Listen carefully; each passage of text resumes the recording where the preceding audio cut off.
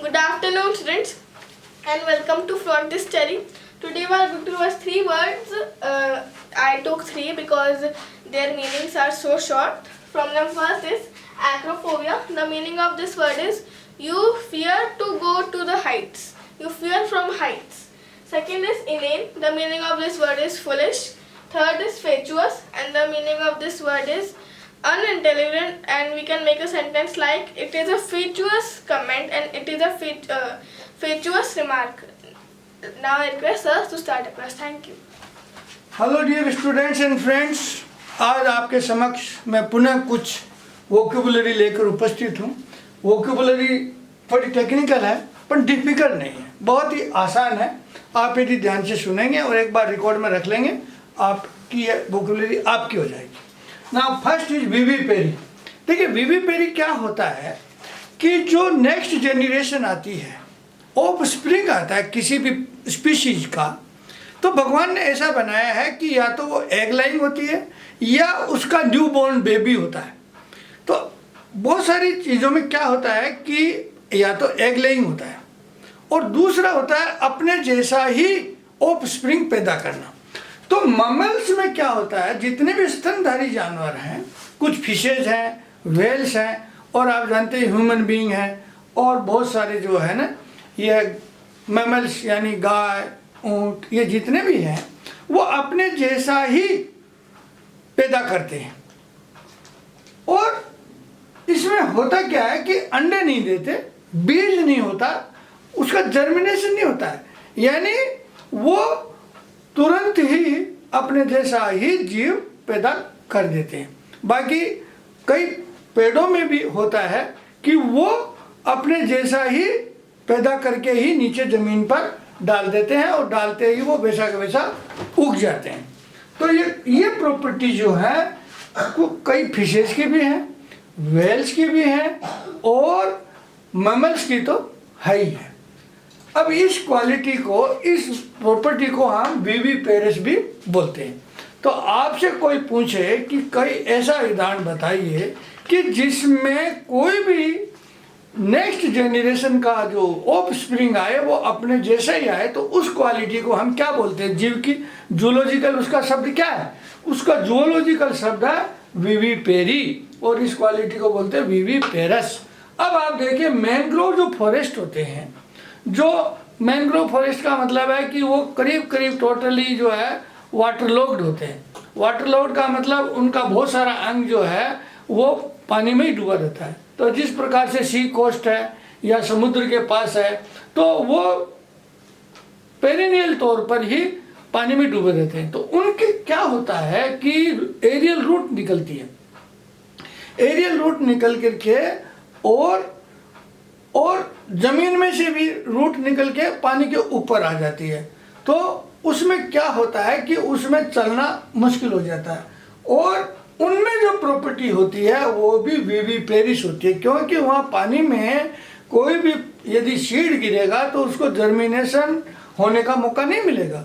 तो वो अपने जैसा ही प्लांट तैयार करके पौधे पर ही, ट्री पर ही, और उसको करते हैं तो तुरंत वो गिरते ही अपना प्लांट बन जाता है।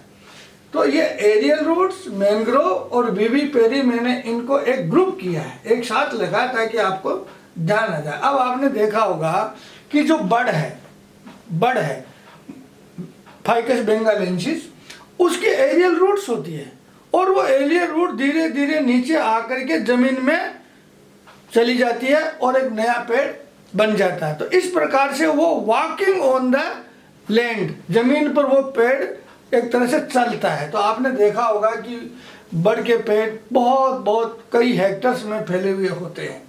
तो ये एरियल रूट्स बता दिया मैंने, मैंग्रोव फॉरेस्ट बता दिया और विविपेरी बता दिया। अब ये जो 3 शब्द हैं, लेमा, लेग्जिम और लेग्जोम, ये तीनों आपको समझने की जरूरत है। लेग्जोन तो क्या होता है? It is a synonym of vocabulary. तो लेग्जोन तो होता है सिनोनिम ऑफ वोकेबुलरी। दूसरा लेमा और लेग्जिम, ये वर्ड से संबंधित है।